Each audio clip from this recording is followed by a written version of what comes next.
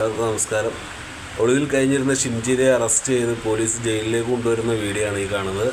ജയിലിന് പുറത്ത് വലിയ പ്രതിഷേധം തന്നെയാണ് നടന്നുകൊണ്ടിരിക്കുന്നത്. പോലീസുകാർ വളരെ പണിപെട്ട് തന്നെയാണ് ഷിംജിതയെ ജയിലിനകത്തേക്ക് കയറ്റാൻ ശ്രമിച്ചുകൊണ്ടിരിക്കുന്നത്.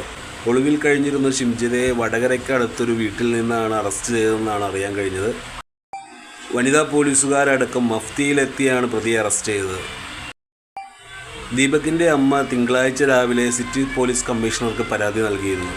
യുവതി വീഡിയോയിലൂടെ തൻ്റെ മകനെ മനഃപൂർവ്വം അപമാനിച്ചെന്നും യുവതി മനഃപൂർവ്വം നടത്തിയ ക്രൂരവും അന്യവുമായ പ്രവൃത്തിയാണ് മകൻ്റെ മരണത്തിനിടയാക്കിയതുമെന്നാണ് അമ്മയുടെ പരാതിയിൽ പറയുന്നത്. ഇതുകൂടാതെ ആ സ്ത്രീക്കെതിരെ എല്ലാ രാഷ്ട്രീയ പാർട്ടികളും രംഗത്തിറങ്ങുകയും ചെയ്തിരുന്നു. പോലീസ് കേസെടുത്തതോടുകൂടി ഷിംജിത എന്ന ക്രൂര വനിത ഒളിവിൽ പോവുകയായിരുന്നു.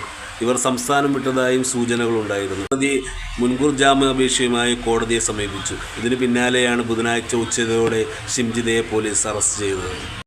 14 ദിവസത്തേക്കാണ് പ്രതിയെ റിമാൻഡ് ചെയ്തിരിക്കുന്നത്. ഏകദേശം 10 വർഷത്തോളത്തിനധികം ശിക്ഷ ലഭിക്കാവുന്ന കുറ്റവുമാണ്